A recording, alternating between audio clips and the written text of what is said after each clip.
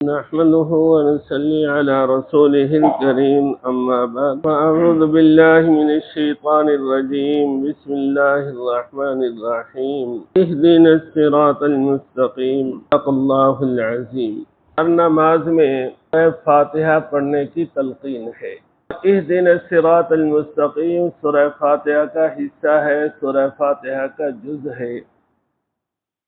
گویا کہ اللہ پاک چاہتے ہیں کہ میرے بندے میری طرف رجوع کرتے رہیں اور مجھ سے صراط مستقیم پر چلنا مانگتے رہیں. اس لیے ہم سے ہر نماز میں کہلوایا جاتا ہے اہدنا الصراط المستقیم.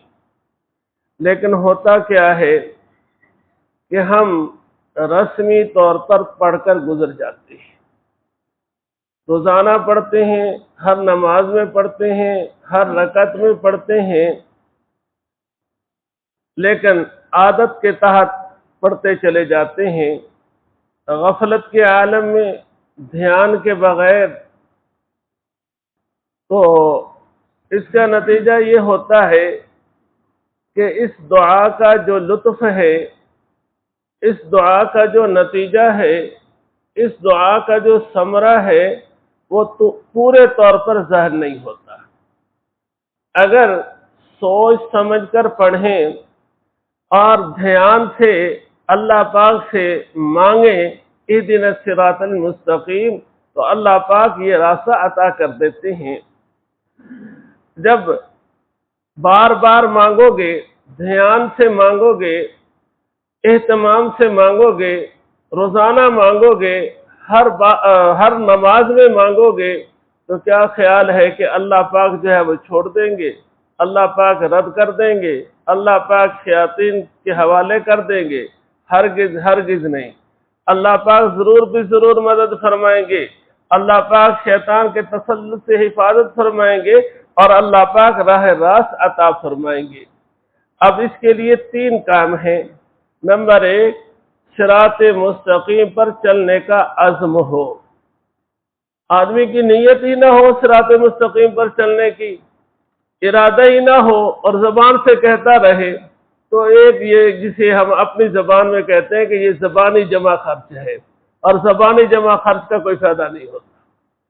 ایک تو یہ ہے کہ صراط مستقیم پر چلنے کا عزم ہو، پختہ ارادہ ہو کہ ہم نے صراط مستقیم پہ چلنا ہے. دوسرا، صراط مستقیم پر چلنے کے لیے بھرپور کوشش اور ہمت ہو. تیسرے نمبر پر یہ دعا ہو. پھر دیکھیے اس دعا کے نتائج اور ثمرات کیسے سامنے آتے ہیں. یہ ایسی جامع دعا ہے کہ اس کے اندر دنیا اور آخرت کی ساری بھلائیاں سمٹ آئی ہیں، اور ہمیں ہر چیز میں صراط مستقیم کی ضرورت ہے. مثال کے طور پر خدا نہ کرے کوئی بیمار ہو جاتا ہے، اسے علاج معالجہ کی ضرورت ہے، تو اسے اس بات کی ضرورت ہے کہ اسے کوئی حاذق ڈاکٹر ملے، ماہر ڈاکٹر ملے، اور ڈاکٹر کو بھی راہ راست کی ضرورت ہے کہ اسے مریض کا مرض سمجھ آ جائے اور اسے یہ سمجھ آ جائے کہ اس کے لیے یہ دوا فائدہ مند ہے اور یہ دوا فائدہ مند نہیں ہے. اسی طرح ہم روزگار کے لیے نکلتے ہیں تو ہمیں یہاں بھی راہ راست کی ضرورت ہے کہ ہمیں پتہ چلے کہ یہ روزگار حلال ہے، یہ حرام ہے، یہ ہمارے لیے فائدہ مند ہے اور یہ ہمارے لیے فائدہ مند نہیں ہے. غرض ہے کہ ہر چیز میں ہمیں راہ راست کی ضرورت ہے. ہم فاتحہ تو پڑھتے ہیں، لیکن جیسے میں نے پہلے کہا کہ غفلت کے عالم میں دھیان کے بغیر. حالانکہ جب آدمی یہ فاتحہ پڑھ رہا ہوتا ہے تو اللہ پاک کی طرف سے جواب دیا جا رہا ہوتا ہے. حدیث میں ہے کہ جب بندہ پڑھتا ہے الحمدللہ رب العالمین، تو اللہ پاک فرماتے ہیں کہ میرے بندے نے میری حمد کی ہے. جب بندہ پڑھتا ہے الرحمن الرحیم، تو اللہ پاک فرماتے ہیں میرے بندے نے میری تعریف کی ہے. جب بندہ پڑھتا ہے مالک یوم الدین، تو اللہ پاک فرماتے ہیں کہ میرے بندے نے میری بزرگی بیان کی ہے. جب بندہ پڑھتا ہے ایاک نعبد و ایاک نستعین، تو اللہ پاک فرماتے ہیں یہ میرے اور میرے بندے کے درمیان ہے.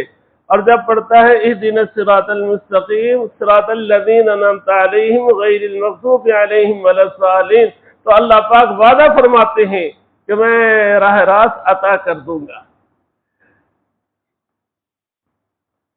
اور جب فاتحہ پڑھی غفلت میں گئی تو حدیث میں ہے کہ غافل دل کی دعا اللہ پاک قبول نہیں کرتے۔ تو غفلت کے ساتھ جب بار بار ہم پڑھیں اور توجہ اور دھیان ہو ہی نہیں، طلب ہو ہی نہیں، تو نتیجہ کیا ہوگا؟ ایک بزرگ ہوئے ہیں ابن عربی رحمہ اللہ تعالی، وہ فرماتے ہیں کہ میں جب فاتحہ پڑھتا ہوں تو ایک آیت پڑھنے کے بعد میں دوسری آیت اس وقت تک نہیں پڑھتا جب تک میں اللہ پاک کا جواب نہ سنوں۔ اب یہ بات بڑی عجیب لگی۔ اصل یہ ہے کہ جب انسان نیکی اور تقوی اختیار کرتا ہے تو دل جو ہے وہ پاک اور صاف ہو جاتا ہے، اور آدمی کو جب اللہ کے نبی کی بات پہ یقین ہوتا ہے تو وہ محسوس کرتا ہے کہ میں نے یہ فاتحہ پڑھی ہے اور اس کے آیت کے آگے جواب میں اللہ پاک نے یہ فرمایا ہے۔